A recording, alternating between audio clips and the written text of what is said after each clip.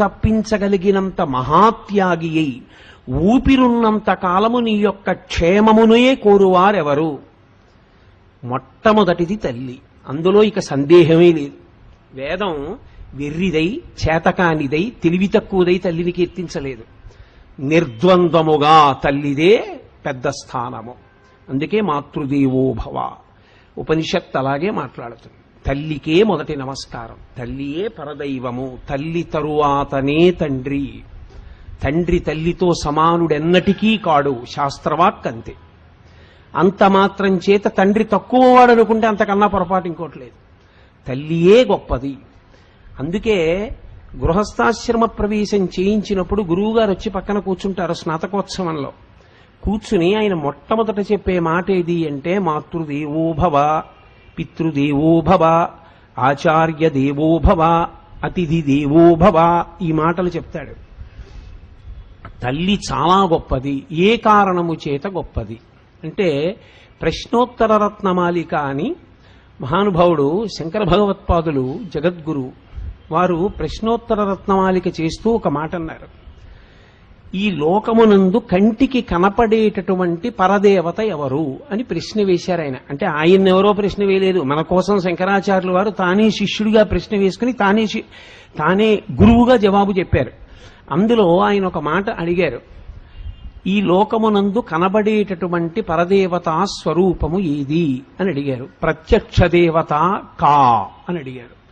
అంటే ఈ కంటి చేత పరదేవత సాక్షాత్కారమును పొందడము చాలా చాలా కష్టమైన విషయము. అసలు తట్టుకోవడం సాధ్యమయ్యే విషయం కాదది. కానీ ఈ కంటికి కనపడే పరదేవతగా ఎవరు నిలబడతారు అని అడిగారు. అడిగితే మాతః, తల్లి అని సమాధానం చెప్పారు. ఎందుకు తల్లికి పెద్ద స్థానం ఇవ్వాలి? తండ్రి కన్నా పెద్ద స్థానం తల్లికి వేదం ఎందుకు ఇచ్చింది అని అడిగారు. కారణం ఒక్కటే, పరబ్రహ్మమునందు ఏ లక్షణములుంటాయో ఆ లక్షణములన్నీ తల్లి యందు ప్రకాశిస్తాయి. కారణం ఒక్కటే చెప్పింది శాస్త్రం. పరబ్రహ్మం అనగా ఏమి అంటే, పోతన గారు చాలా తేలిక భాషలో భాగవతంలో ఒక మాట చెప్తారు. ఎవ్వడు సృజించు ప్రాణుల ఎవ్వడు రక్షించు త్రుంచు ఎవ్వడనంతుండెవ్వడు విభుడెవ్వడు వాడి విధమున మనుచు వెనుచు హేలారతుడై అన్నారు. అసలు ఆయన అందుకే పేరు చెప్పకుండా తెలుగు పద్యాలలో అద్భుతమైన పద్యం పరబ్రహ్మాన్ని నిర్వచనం చేశారు ఆయన. ఎవ్వడు సృజించు ప్రాణుల ఎవ్వడు రక్షించు త్రుంచు ఎవ్వడనంతుండెవ్వడు విభుడెవ్వడు వాడి విధమున మనుచు బెనుచు హేలారతుడై. ఎవడు సృష్టించాడో, ఎవడు నిలబెట్టాడో, ఎవడు లయం చేశాడో వాడు పరబ్రహ్మము. సృష్టించాడు అంటే ఎక్కడ నుంచో కాదు, బ్రహ్మాండము నుండి పిండాండము రావాలి. అందులో పృథివి ఉంది, ఇందులో పృథివి ఉంటుంది. అందులో నీరు ఉంటుంది, ఇందులో నీరు ఉంటుంది. అందులో వాయువు ఉంటుంది, ఇందులో వాయువు ఉంటుంది. అందులో నిప్పు ఉంటుంది, ఇందులో వేడి ఉంటుంది. అందులో ఆకాశం ఉంటుంది, ఇందులో జాగా ఉంటుంది. 5 బ్రహ్మాండమునందుంటే ఇందు పిండాండమునందు 5 ఉంటాయి. బ్రహ్మాండమునందున్న 5టితో పిండాండమునందున్న 5 ఎప్పుడు సమన్వయం అవుతుంటాయి. బయట గాలి జీవుడు పుచ్చుకుంటాడు, పిండాండం విడిచిపెట్టిన గాలిని బ్రహ్మాండం పుచ్చుకుంటుంది. ఇక్కడ దాహం వేసింది, బ్రహ్మాండంలో నీళ్లు పిండాండం పుచ్చుకుంటుంది. పిండాండంలో దుర్జలం మిగిలిపోయింది, ఎవరు పుచ్చుకోవాలి? ఎంత కీర్తివంతుడైనా తండ్రి కొడుకు పుచ్చుకోడు, భార్య పుచ్చుకోదు, అన్నదమ్ములు పుచ్చుకోరు, తల్లిదండ్రులు కూడా పుచ్చుకోరు. ఎవరు పుచ్చుకుంటారు? బ్రహ్మాండం పుచ్చుకుంటుంది. తనకి గాలి కావాలి, బ్రహ్మాండంలోంచి పుచ్చుకుంటాడు. తను విడిచిన గాలి ఎవరు పుచ్చుకోవాలి? బ్రహ్మాండం పుచ్చుకుంటుంది. చిట్ట చివరి ఈ పిండాండం పడిపోయింది, ఎవరు పుచ్చుకోవాలి? బ్రహ్మాండం పుచ్చుకుంటుంది. కాబట్టి బ్రహ్మాండము నుండి పిండాండం వస్తుంది, పిండాండము బ్రహ్మాండములోకి వెళ్ళిపోతుంది. ఇది సృష్టి అన్న మాటకు అర్థం. అమ్మ ఎక్కడ నుంచి కొడుకుని తయారు చేసింది? అమ్మ బ్రహ్మాండమైతే వాడు పిండాండం అయ్యాడు. మూత్రపిండాలు నువ్వు తెచ్చుకోవడానికి ఎక్కడ చలానా కట్టి తీసుకొచ్చావు? నీ గుండె ఏ షాప్లో కొని పెట్టుకున్నావు? 7 ధాతువులు ఎవరు నిర్మాణం చేశారు?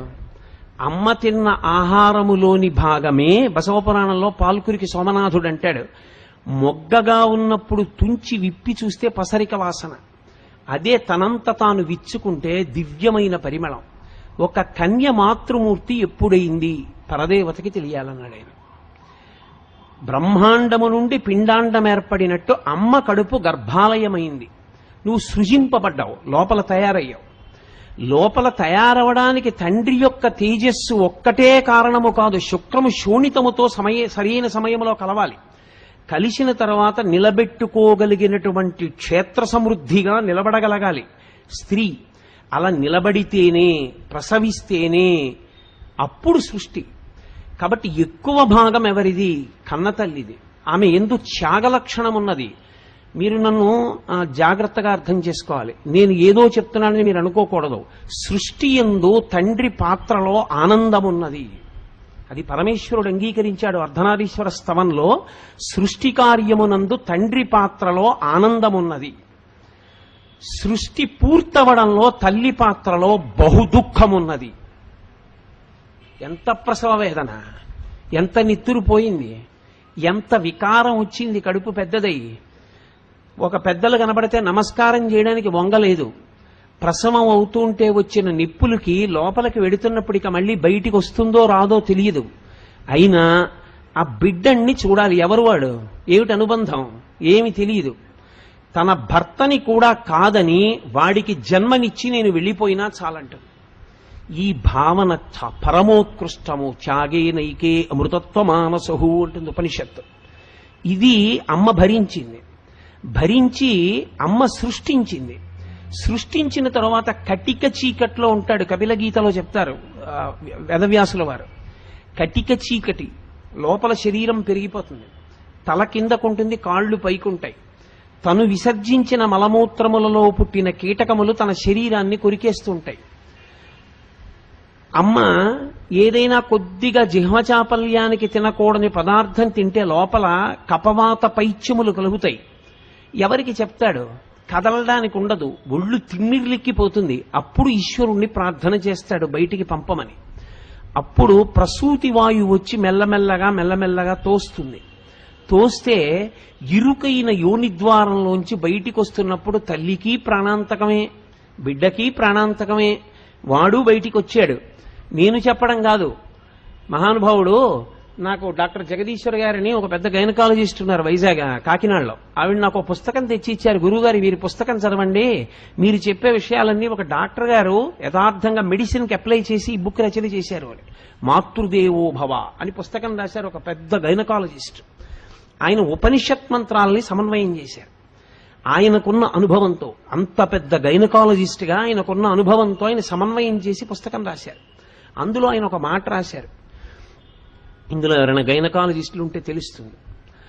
ఆ బిడ్డ కటిక చీకట్లోంచి ఆపరేషన్ థియేటర్లో లేకపోతే ఎక్కడ ప్రసవమైందో అక్కడ బయట పడగానే వాడి చిన్ని చిన్ని కళ్ళిలా విప్పి చూసేటప్పటికీ అన్ని లైట్లు, ఏదో కొత్త వాతావరణం, పెద్ద పెద్ద ఆకారాలు, ఇవన్నీ చూసి బ్లాక్ స్టూల్ అని ఉంటుంది లోపల.